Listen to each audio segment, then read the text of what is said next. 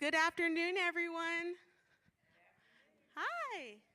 For those of you who don't know me, my name is Ambrosia Crump. We're with Clark County Social Service. I help to coordinate this and other events. This particular event, we partnered with an organization entitled AIP, and we'll be hearing more from that founder of that organization, Lena Walther. She helps to provide prevention and awareness around the topic of human trafficking in our valley. And so we're grateful for that partnership this year, in addition to our normal connections with our community service providers who serve this population. Just some quick announcements before we get started. If you haven't found it already, to your right before you would exit our building at the Government Center, you can find restrooms if you need to utilize those. We do have built into our session a 15-minute break halfway through, so that's an opportunity to take advantage of that resource, or our cafeteria or vending machines, network with each other. You might see some friends you haven't seen in a long time in this room, some of you, so that's a great opportunity to do that. However, in between that time, we just ask that you help us get through all of our presenters. We have some great presenters from different relationships with the topic, whether they're advocates in the community, a faith-based partner, direct service providers who touch the population. So we have a lot of speakers to talk about this topic. Because of that, if you didn't get the email from me already, this particular session was extended until 4:30, which means more CUs for some of you guys, but that does mean that we have an extended day because of our topics and our presenters that we're going to go through today. So just to remind you guys of that if we didn't know that already. So before one other shameless plug I have for you guys, if you didn't get this already, Family Connect is coming up on May 6th.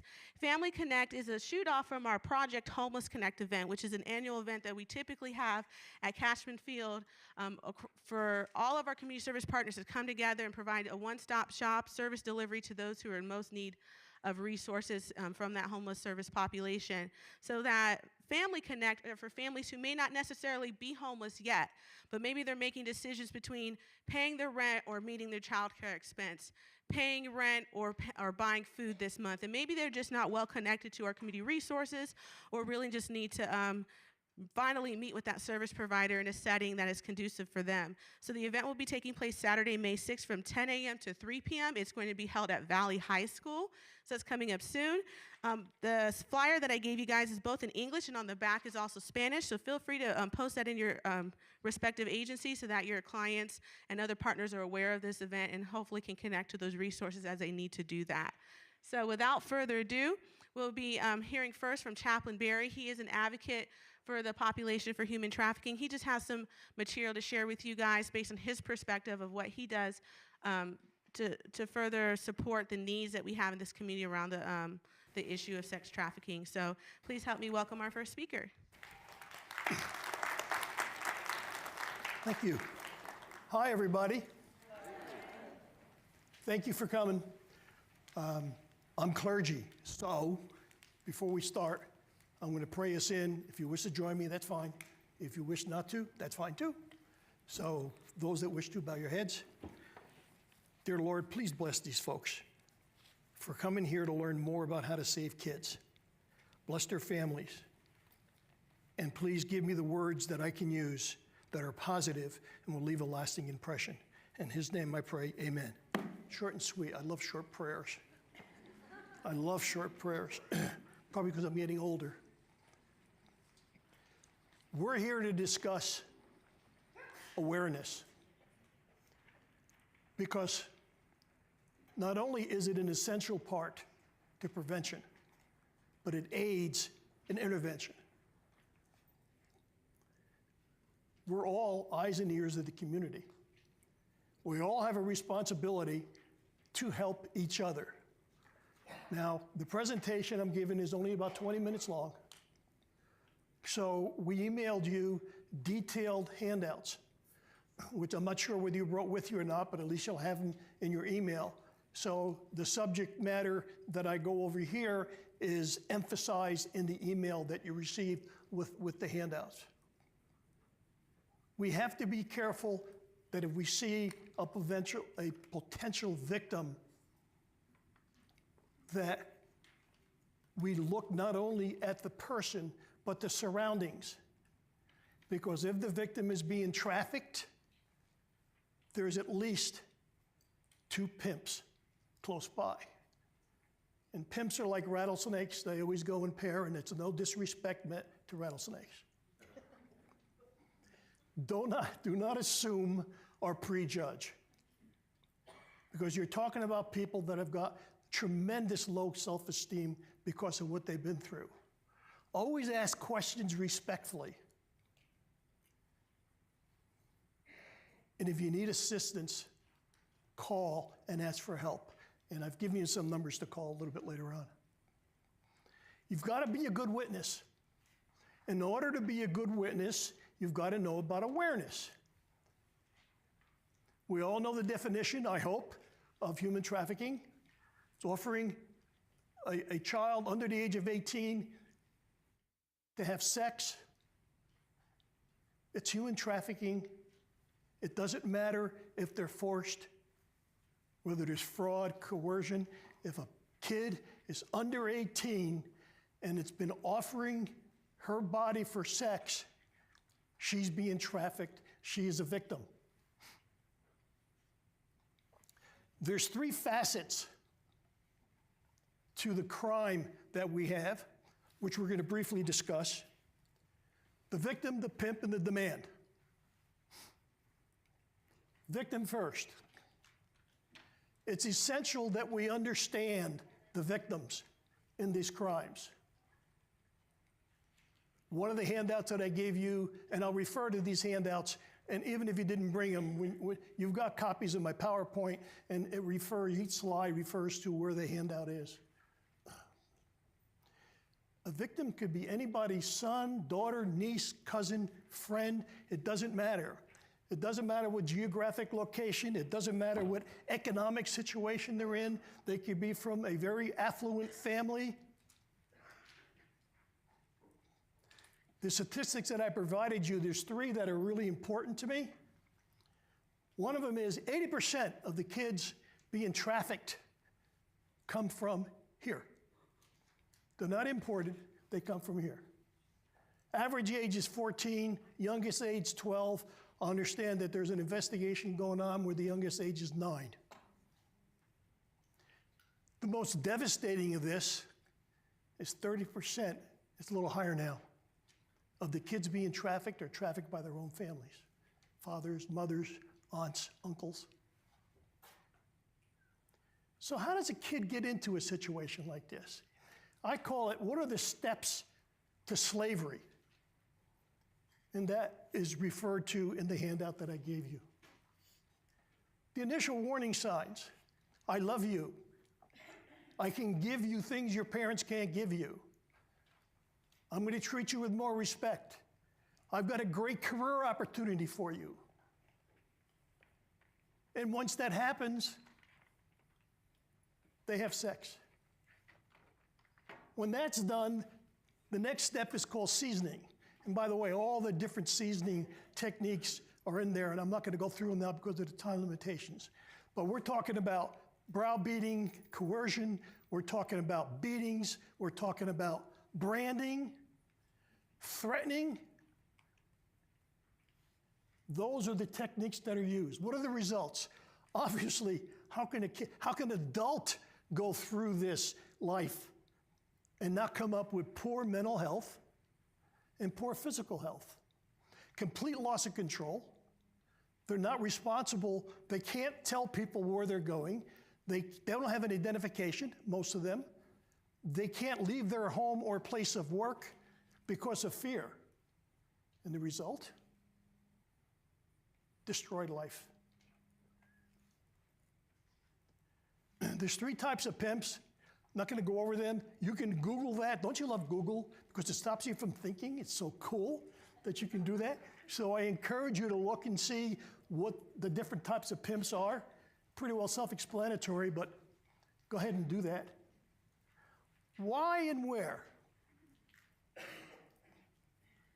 For pimps, it's all about money. A pimp can make about $250,000 on one sex slave a year. And they average from 4 to 6. So it's all about money. It's not about a human being. Where are they found? I don't know. Malls, schools, places of worship. shopping centers, your friend's house. Circles dominated by pimps, legal brothels, gentlemen's club, and I really use that term loosely, okay? Gentlemen's clubs, where pimps control the girls that are in there. So this thing about a victimless crime, it's far from true. Gangs, which I'm going to talk about in a few minutes, because they have really increased their productivity, so to speak.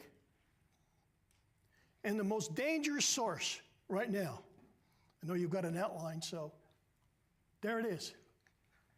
Social media.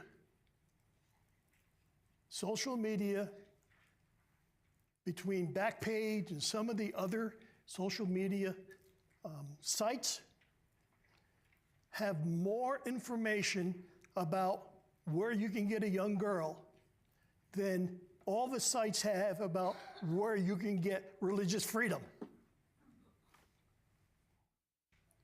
And the scary part of it is 1 out of 3 sex trafficking cases originates from social media. Gangs. 1 out of 6 human traffickers are now gang members. They're organized. They have relationships with the Mexican cartels. Why? Human trafficking is low risk and high reward. 6 to 10%, actually it's closer to 10% of the gang members are female. So whatever these young ladies do in gangs before trafficking, now some of them become what they call bottom girls.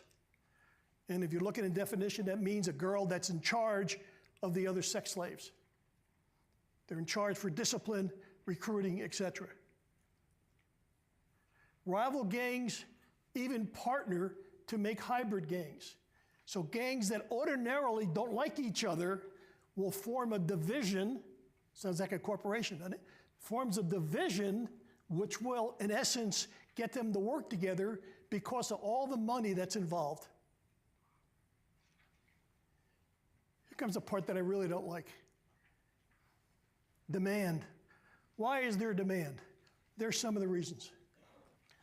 Not justifying why adult males rather than men, I think it's a better description, want young girls, but there's some of the reasons right there. And some can be executives, some can be clergy. I can say that because I'm clergy. Some can be law enforcement, some can work for fire departments. You can't judge a book by its cover. But those are the symptoms. That is what causes people, guys, to act irresponsibly.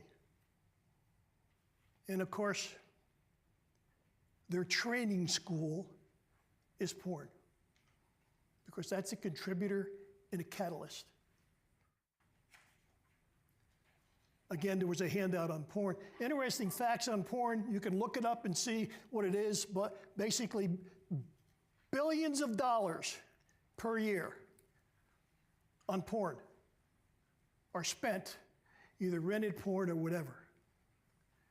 And pimps use porn to hurt victims. They use them as training vehicles to show young girls how to have sex with their johns or clients, or garbage people, as I call them. And what are the consequences of porn on viewers? It's called desensitizing. You get a guy, got low self-esteem, and whatever else we can describe, he sees porn, he gets excited because they're using young girls. And if they're not kids, they're in their early 20s to make them look young. They go to level 2 because they're not getting enough of that, and they get to more severe. Oh, they go to level 3. I'm still not getting enough of that. Pardon my vernacular, I can't get off on that. So now we're going to go to the real thing. And we're going to look for the young girls to try to make current what I learned in porn. There's ways for us to avoid that. One of the groups is Be a Voice Now, run by a very good friend of mine, Pastor Aaron Hensel. We started this several years ago, where we get guys together to talk about porn. Our first meeting, we had eight guys showed up. 78 went online, but 8 showed up. Most recently, we had 56 show up. And once a year, we have a walk with families to march against porn, to make people understand how bad porn is. We're not going to talk about legislation because for sure you're going to fall asleep. But what I've done is I've given you a list of all the legislation that is out up until 2015 on human trafficking. But I want to spend oh, by the way, Nevada is tier 1 when it comes to laws and human trafficking. And that's a good thing, by the way. Tier 3 is a bad thing. Tier 1 is a good thing. We still have a ways to go. But my personal thanks to my good friend, Catherine Cortez Masto, for when she was Attorney General, she spearheaded AB 67, which is the first human trafficking law in the state of Nevada. And some of the speakers today were also responsible for assisting in lobbying to get that legislation through, which, by the way, went through unanimously. So I thank Senator Catherine for all her work. How do we prevent this? Now you're all experts. On what? No? No? Come on. But even with the knowledge that you're going to gain here and the handouts, which I pray that you look at these handouts, and when you get a chance, you're home, you're watching TV, you have a family, look at them and see how devastating these crimes are. This PowerPoint can't do justice, but we are limited on time. But with training, without action, means nothing. It means you wasted your time. You get your CE credits and, wow, that's good, I'm gone. And in the meantime, kids' lives are being destroyed because we need your help to save lives. Importance of partnerships. A high-level Metro police officer said one time at a meeting, we cannot arrest our way out of this problem. They can't. Prevention is the cure. Are we going to save everybody? No. But we'll be able to save, if everybody in this room saves one life in a day, one life, multiplied by how many people, by how many days? My goal every day when I wake up, first of all, I thank God that I woke up. That's a start. But then secondly, I say, please let me help people and save a life today. That's my goal every day, 7 days a week. Partnerships are essential. With faith-based organizations, I gave you all a list of community groups. There must be about 20 on there, in your handouts, by the way. I chose not to put the phone numbers and email address and websites on there, because I figured if you're interested, you'll Google it. But then the Holy Spirit said, you're being mean. So on the second page of it, I gave you some phone numbers of emergencies that you can go to. He told me, Barry, put your ego in your pocket and be a chaplain like you're supposed to. So in that handout that we sent you, the first page is a whole bunch of organizations that are fighting human trafficking. And the second page, emergency numbers that you can deal with. And they also provide service providers, government services. There's a lot of folks out there that are trying to help and save children. So it's not just 1 or 2 or 3 of us that you're gonna see today. There's a lot of people. The booklet that hopefully you picked up a copy, which is Traffic No More, is a booklet that we printed 150,000 copies. Pastor Troy Martinez. And we distributed them to Clark County School District, where the health teachers present the students briefings on awareness of human trafficking. So 6,000 students a semester are hearing about the subject that you're hearing about.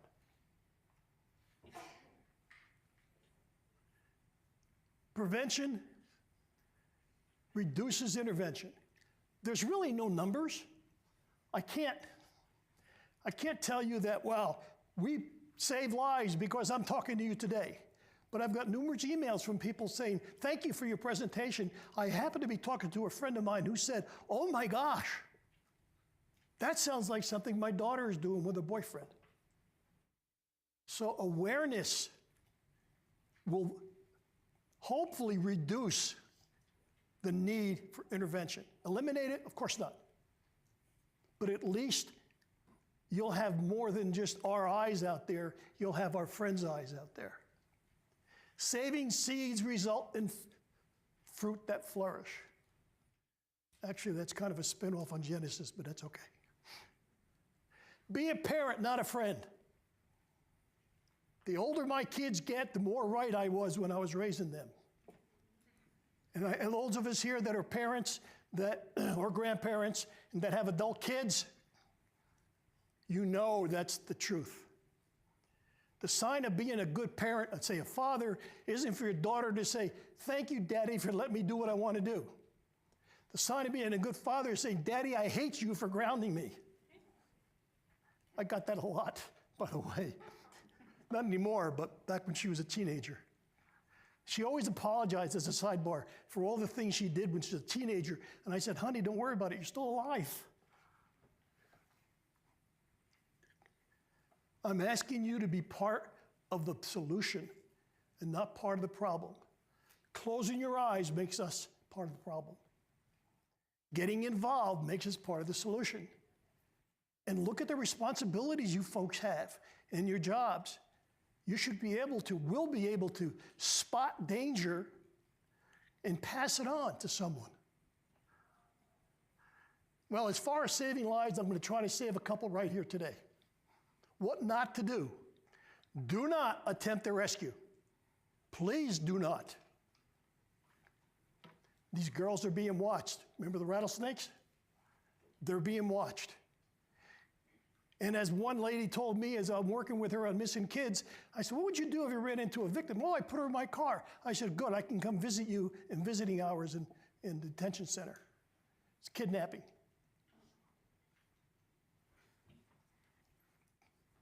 Never, never confront a pimp or a John. Ever. You can't mess with a pimp's money. Remember, they're not human to the pimp. So they're going to take drastic action against somebody who goes up and says, you can't do that. And the John might take drastic action because you put it in his face how bad, the bad acts that he's doing. They are victims, but they're also predators. Why? Because they're more afraid of pimps than they are you. They've been brainwashed. Now, I know I'm saying girls. We know 15, 20% are boys, but since the majority are girls, that's why I always say she, but there are boys that are experiencing the same travesty as we're talking about here. This is what you should do. If you see any of the red flags, those are the phone numbers you should call. The 888 number is perfect because it leads to every organization in the country where that call was originated, and they'll pass on the information. We don't want heroes. We want people that'll be saving lives. That was a very brief presentation on the travesty of this particular crime that we're experiencing. Do anybody have any questions? Yes, ma'am. When you brought up about classes by the health teacher in the school, are any of the students bringing up about they're already aware of it, or are they not aware of it? Has there been any, because of the class, a young gal maybe come forward and ask for help? The feedback, I've gotten two bits of feedback. One is that it's been very enlightening, and the students, though they're not going to open up to the health teachers as much as you and I would like them to, they are listening because you can tell their eyes, they're sitting up in their seats and do not just crouch back like that. The other is a problem that we're having. There are one or two teachers out there that don't want to bring it up because it's such a travesty subject. We're working on that part. So I don't have a direct answer for you, but anytime you communicate it to people and they talk to people, it's going to be a benefit. It's the best I can do. Any other questions? Yes, ma'am. I've got a question on one of these statistics on the first page Yeah. of this handout. For the child pornography, it says most of these convictions were from Southern Nevada. Yeah, there's real quick, and I don't want to extend more than I have to here. There was there it is, a sting in 2014. And the results of this sting are in one of the handouts. I didn't have time to put it on there, so if I have a minute or two, I can do real quickly. Law enforcement recovered over 500,000 illicit pictures, 2,700 videos. They had 219 convictions, mostly from Southern Nevada, and it was all from a 6-month period of time. From what?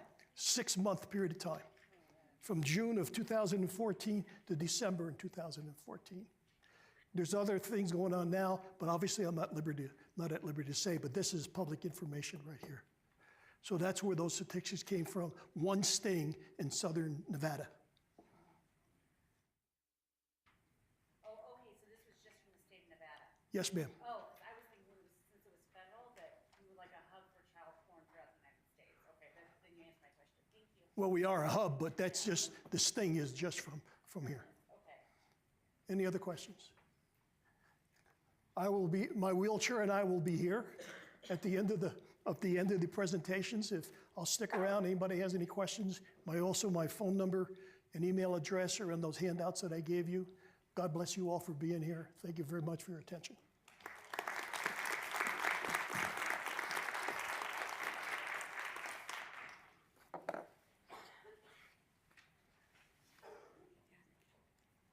Thank you, Chaplain Barry. So next will be, oh, you can leave it here. Sorry. Next we'll be hearing from Lena Walthers. She is the founder of an organization entitled Awareness is Prevention. That was the AIP organization I briefly mentioned at our start. She started that organization in 2014 because of her involvement as a Swedish consular here in Nevada and being involved in a scenario where she had to rescue Swedish citizens, I can say that 3 times, Swedish citizens who were found to be trafficked and had to be sent back to their country. So she helped to arrange that for those individuals, and because of that, she started to become an advocate for the population and founded that organization, and they partnered with us today to help us put on this event for you guys. So please help me welcome our next speaker here. Thank you.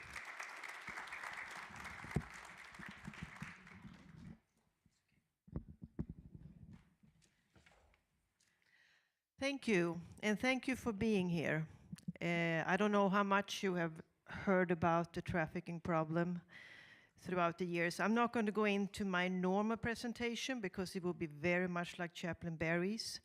I speak about the awareness, I speak about the statistics and all that. Instead, I'm going to talk about what I do as a consul. We are 24 consuls here representing foreign countries. 2 are consul generals, which is a career consulate, that's Mexico and El Salvador. The rest of us are honorary consuls. When you find a foreign national, you should try to contact the consul, and if the country isn't represented in Nevada, it is in California, and they will cover Nevada. We can do a lot to help out. What I had to do in the beginning, before I even knew anything about trafficking, and this is a little more than 10 years ago, I had a young Swedish girl who had a baby with a pimp, and she had been there for a year and a half. Baby was about 4 months old. And she called me one Saturday morning and said, "Can you come and get me?" I said, "No, absolutely not." I said, "You take that little baby and run any chance you have and get to a phone and call 911. And the police will take you to a shelter, which they did. They took her to a shade tree. It took her about 2 weeks to get to this point. And then I came down and arranged for the paperwork, arranged for temporary passports and the tickets so they could get out of here within a week before the pimp even had a clue what had happened to her. And that was interesting enough with the passports because the baby didn't have a father's name on the birth certificate. And I don't know how familiar are with passports, but you cannot issue a passport unless you have both parents' signature, unless one of the parents is deceased or you have full custody of a child. You cannot. And I'm trying to inform hospitals and health services that if they have any suspicion when someone has a baby, that this may not be a real boyfriend, this might be a trafficker, or any doubt, don't put that name on the birth certificate. Because that poor baby and that poor girl is going to be stuck with this person for 18 years. And you can't remove it. It's very easy with DNA testing to add a name later on a birth certificate. It's absolutely no problem. I even do it at my office, DNA testing. So that's something to really remember, and I hope I will get my point across with that. I have also rescued another girl. Unfortunately, she did end up in detention before I got to her, but at least I got her back to Sweden, back with her mother, who was completely desperate to have her daughter back home. Sweden is not the most common country with people end up in the sex trade here as slaves, but it happens. It happens to anybody. You'd be very surprised, and these girls come over as tourists. East Bloc countries, they normally come over being lured into model position or something very attractive. And we had a case here a few years ago that I'm sure no one has heard about. It was a beautiful girl from Lithuania that came in, and my Lithuanian consul colleague was called because they put her in detention center for absolutely no reason. The official story was she didn't have enough money with her, but that was not what had happened. And she went down and talked to her in Lithuanian and found out that she was going to go to a friend who was staying at Wynn and had been there for 3 months. She was going to take over, so to speak, and stay there, live in Wynn Casino and Hotel for 3 months, and this boyfriend was going to pay for it. Classic case. I mean, it's clear as a bell to my Lithuanian consul colleague and myself that this is a trafficking ring. Unfortunately, the government agency we were dealing with didn't see it like we did, so they, instead of trying to find out who is her friend, who is the boyfriend, and who is the person who paid her way over here and is rounding up all the girls in Lithuania, they just deported her and threw her out. So we never could find any details out.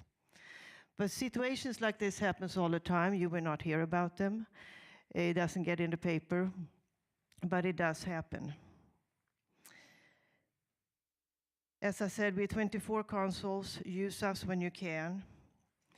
If you don't take anything else with you today, I want you to take this away, that human trafficking is modern-day slavery. It's a serious, serious crime, and it's getting worse by the day. As Chaplain Barry was mentioning, gangs are now involved. Gangs are brutal, brutal. And sometimes, I just found this out after talking to the police the other day, they don't even necessarily have the girls have sex with the Johns anymore. They just want them to rob them and hit them and steal everything, which has been a problem for a long time. I've had a number of Swedish businessmen here who were victims of that, being drugged at the bar and taking a girl up to the room that had been talking to and waking up the next morning and everything is gone. No sex involved. And it's going a little bit that way now with the gangs. I have a handout that you probably wonder, what on earth is this? It's supposed to be sarcastic. It's not to be taken seriously. But this is what it's all about for a pimp or a trafficker. Money, money, money. Nothing but money. They don't care about the girl, they don't care about anything. But if they can make $2 million a year tax-free, they are very happy, and it's very lucrative. In Sweden, we have a Swedish model that was started a number of years ago where they prosecute the Johns, and it's proven to be extremely successful. And I am bringing one of the ambassadors at the Swedish State Department over here, hopefully next year, to talk about this and see if there is anything that can be adopted in this country too. There are other European countries that have followed them. So it's an interesting concept. It seems to work. If you kill the demand, then profitability is not as good anymore. And as I always say, the best thing we can do for our children, because this is what they are children, build their self-esteem. Because it's the ones with low self-esteem that are so high at risk. If you can build their self-esteem so they don't feel they have to go and look for love, feel and go look for approval, we've come a long way. Any questions? Yes?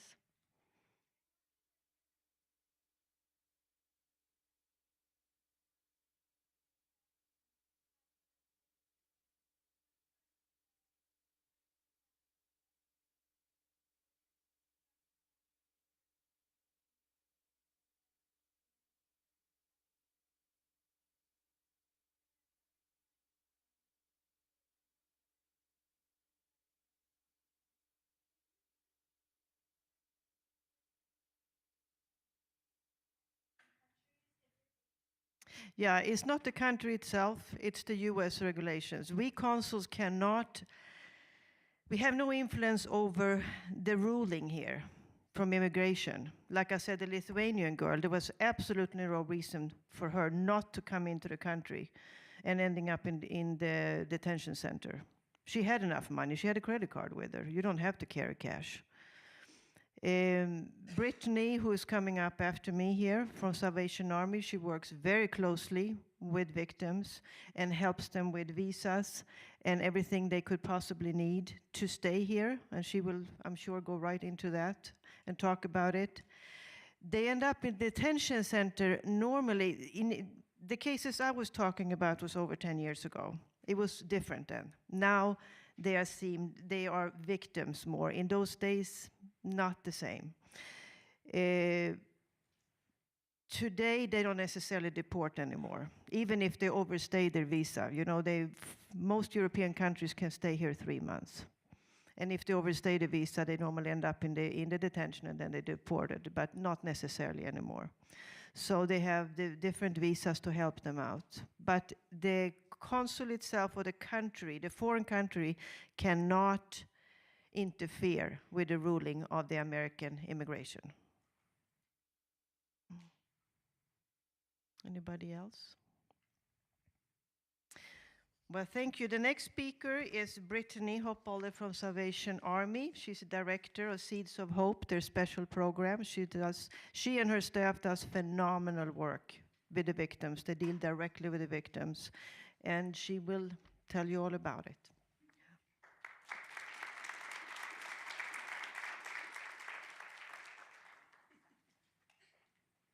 We have 1 second for some technical stuff, because I'm going to give her the lavalier so she can move around, but you can still hear her.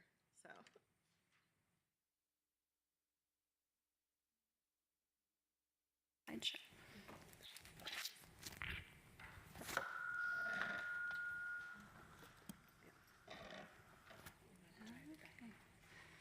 Okay, sounds like everyone can hear me? Okay, so thank you for the lovely introduction. My name is Brittany. I am from the Seeds of Hope Human Trafficking Victim Services that we have here in Las Vegas. So we obviously aren't the only victim service provider here in Las Vegas that works with victims of human trafficking. We are kind of recognized as all-encompassing services for all types of human trafficking. So whether it's labor trafficking, sex trafficking, minors, adults, foreign victims, or victims born here in the domestic United States. We can kind of work with them, and I'll get into it, but we can't do all of our work alone, so I see a lot of faces I know out here, and all of us are doing the same job, working together to make sure these victims can become survivors. So I'll go through a little bit about what we do and how we partner with others in the community, just so everyone is aware. Okay, so Seeds of Hope, it stands for Saving, Empowering, Educating, and Restoring Dreams to Lives Shattered by Human Trafficking. In 2016, we had 160 victims that we worked with. Some of those are ones that we just met with once. We kind of did an intake, and then they kind of fell off. They weren't ready for services. Others we worked, up to maybe 6 months, a year. We have some clients that we've worked with for upwards of like 4 years, just depending on what their needs are. You can see the breakdown there of what it kind of looks like. We had, obviously, the majority of the clients that we worked with were domestic born here in the United States, more than likely born here in Las Vegas, were forced into sex trafficking, engaging in prostitution against their will. Most of them were females, and it was split between adults and juveniles. Of course, we do have, again, men that we work with. I would say of those 5 males that we worked with, only 1 was sex trafficked, but the rest were labor trafficked. Along the way, if anyone has any questions, feel free to raise your hand. Just let me know, and I'll try to catch you. Okay, so I kind of wanted to start, and the reason I have a game piece, I thought that was maybe a little bit lighthearted after I did it, but the reason I did that was because I kind of see the road to survival as almost like a game piece. You take 3 steps forward, something knocks you back, or you get a card handed to you that says you must go straight to jail, do not pass go, do not get $200. So that's a lot of what a road to recovery looks like for a survivor, and that's just kind of what came to mind when I did that. So the main way victims are identified here in Las Vegas are through our local law enforcement, especially LVMPD, the vice detectives that we work with. Juvenile court and probation make a lot of referrals, obviously, for the juveniles. Adult parole and probation is kind of a new one to the scene, but they are identifying a lot of adult victims. So usually victims who have been victimized since the time they were a juvenile, and then all the way up into adulthood, and they're having a hard time completing their adult probation requirements. And there's a few officers and sergeants over there that are able to recognize the signs that they might be being forced into prostitution, sex work, and they're able to refer them over to us to kind of get some services to help them get out of that lifestyle. Along with that, we work with the FBI, Homeland Security. The National Human Trafficking Hotline makes a lot of calls to us, referring victims that kind of call in or other tips. The community court that we work with, it's a new court where they're trying to work with people in the strip corridor who are getting a lot of just kind of misdemeanors, citations in lieu of arrest. So they aren't even getting arrested. They're just being told, hey, show up to this court date. So a lot of them are trespassing. So these women who are getting trespassed over and over and over again, some we have been able to work with and identify that they are being trafficked. Along with that, the DA's office will work with us, send us some victims that haven't been identified before, victim service providers like yourselves out here, and then out-of-state referrals. Just to go over real quick some emergency response that we have here in Las Vegas. Obviously, I just talked about the National Human Trafficking Hotline. Lena and Barry went over it a little bit. So they are a 24-hour hotline, and we use that even here in Las Vegas. So even though it's national, there was a statistic that came out at the end of 2016 that Las Vegas was second in the nation for calls to that National Human Trafficking Hotline. So that doesn't mean that we're second in the nation for the amount of victims that we have. We're, I think, 4th in the nation for that. But that's a really good sign that we're doing a really good job of getting that number out there and helping to identify victims. So that's there, and they can connect victims with either law enforcement if they need immediate law enforcement or they want to kind of report on their situation. If they want nothing to do with law enforcement, they can always call us, and we can work with them or kind of get them situated with another agency that will work with them better. Also, the Southern Nevada Human Trafficking Task Force is the task force that we have here in Las Vegas, and we just received a grant for that whole task force through LVMPD and ourselves to make sure that we're providing really good services to these victims. And we have a 24-hour response to law enforcement. So when a detective identifies a victim, they're able to call that line and say, hey, can I have an advocate come out and we'll get them connected. Usually it kind of looks like arriving to the scene, getting them all over to our best friends over at the Shade Tree to make sure that they have somewhere safe to stay for the night. And then maybe some food, clothing, that kind of thing until a full-time case manager, victim advocate get in touch with them. And then finally, just to kind of get it out there so that everyone knows, everyone's involvement, the Nevada Attorney General also has a human trafficking victim contingency account. So that is accessed through victim service providers like those of us who are going to be up here today. And we can request immediate funds to help maybe a victim get home if they need something like that and we don't have the resources, or something where it would be a little bit harder for me to get the funds set aside, they're able to do that with us. Okay, so after emergency response, when we're responding to a victim, we always want to make sure we kind of check on their basic needs. So again, that's like making sure they have food, even if it's doing a McDonald's stop just so they have something in their belly because maybe they haven't eaten for 2 days. Making sure they have hygiene products. We can work on getting their Nevada ID, their birth certificate, social security cards, passport if they need that if they're a foreign client. And then we also help out with baby supplies, coordinating with emergency shelter. The Salvation Army ourselves, we actually have about 4 secret location apartments that we are able to house victims in. Because there's 4 and it's really independent living setup, we kind of vet that out really carefully. So we want to make sure that person is stable, is going to do well, isn't going to have a traumatic reaction to being on their own after they've been kind of under somebody's control for so long. So we do have those available for short-term immediate, and then we use them a lot for our long-term foreign clients who we're going to be talking about the visa process very briefly, but those who are identified as a trafficking victim, they're going for this specialized T visa, and they're an adult, we can kind of get them into a housing situation so they don't have to worry about finding a job, with all the immigration stuff going on, getting, deported, anything like that. They can have all their needs met while they're waiting to do things the right way. Okay, finally, benefits coordinating, so making sure that they're connected with welfare to have their food stamps, health insurance, things like that. Safety planning for the ongoing safety needs that they might have, and ongoing case management. Victim advocacy kind of shows up a lot of different ways. We can go to court with the victims, and that's the biggest thing that we do victim advocacy for. So when they do want to come forward and report on their trafficker, we're able to go with them to court and kind of walk them through that process, help them to understand what's going on. And when the time comes that they do actually have to get up on stand and talk about what happened, we're able to go in the courtroom. And there's a few of us out in the community that can do that too.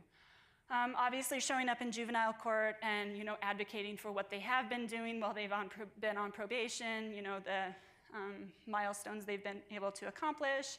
Adult criminal court, kind of the same thing, like, hey, this person has been identified as a victim, they're working on these goals to kind of get out and stay out of that kind of lifestyle, and sometimes that can be enough for the judge to say, hey, let's not go forward with this solicitation charge, let's drop it down, something like that. Victim witness support, I kind of talked about that a little bit. We do a lot of work with the family court. So that could be something like my past coworker had an adult client, and she was being trafficked by a very malicious, he was a gorilla pimp. Did we kind of go into what those were? A gorilla pimp is somebody who is very physically abusive. So they have a few different kinds. There's a Romeo that kind of does the sweet nothings, kind of does the love bombing, makes them feel like it's a boyfriend-girlfriend type situation. There's a CEO, and he kind of is spitting game at her, saying, hey, let's start this business together. And then there's the gorilla pimp that forces them into prostitution using physical violence. So she had a gorilla pimp, and he was not only very physically abusive to her, he was very physically abusive to her under 1-year-old baby.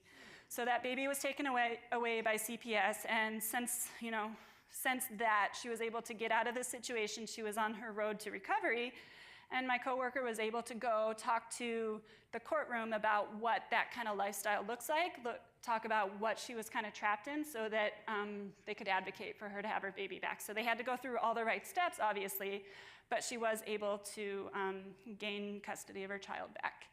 And then obviously TPO support, so we can go kind of fill out paperwork with them, we can turn it in for them, we can advocate for the phone call appearance. So if their pimp is going to show up and it might be violent, it might be something like that, we're able to kind of advocate to the TPO office that we need that phone call.